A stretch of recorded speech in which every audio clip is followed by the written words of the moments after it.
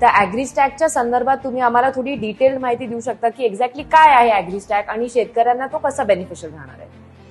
भारतात जन्मणाऱ्या प्रत्येक व्यक्तीला आपण एक नंबर दिलेला आहे 10 आकडी, बरोबर. त्याला आधार नंबर आहे. म्हणजे तो नंबर म्हणजे ती व्यक्ती युनिक आयडी आहे, युनिक आयडी आहे. सेम कन्सेप्ट त्या ॲग्रीस्टॅक प्रकल्पामध्ये आहे. ओके. याच्यामध्ये काय आहे की मी एक शेतकरी आहे. माझी शेती सिन्नर तालुक्यातल्या दापूरला 2 एकर आहे, दोडीला माझी 2 एकर आहे. अशी वेगवेगळ्या ठिकाणी माझी शेती आहे, पण मी शेतकरी एक आहे. तर मी हा शेतकरी म्हणून माझा एक युनिक आयडी असेल. ओके.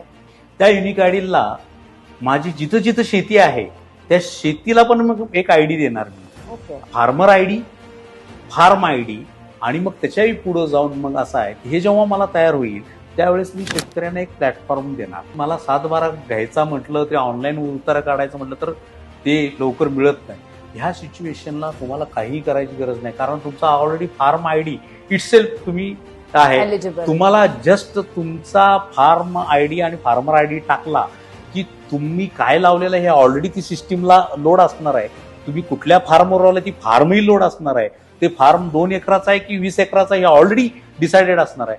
दुसरं, ह्याच्याशी मी आधार लिंक केल्यानंतर मला ते पैसे किती भरायचे आहेत ही सांगायची गरज नाही. मला फक्त आधार नंबर टाकला, माझ्या अकाउंटमधनं 100 रुपये माझा विम्याचा रक्कमही त्याच्यात जाणार आहे. मला तेही काही हे गरज नाही. तर मला बँकेत कर्ज प्रकरण करायचं आहे.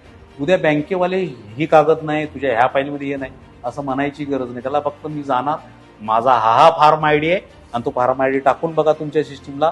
तुम्हाला फक्त क्लिक करायचं आहे की यस की नो म्हणायचं आहे. इव्हन गव्हर्नमेंट ही सेट करणार आहे की कांदा पिकासाठी कर्ज देण्यासाठी तिची लिमिट 3 लाखाची आहे. त्याच्यामुळे तो नाही म्हणणार मी तुला 1 लाख देईल.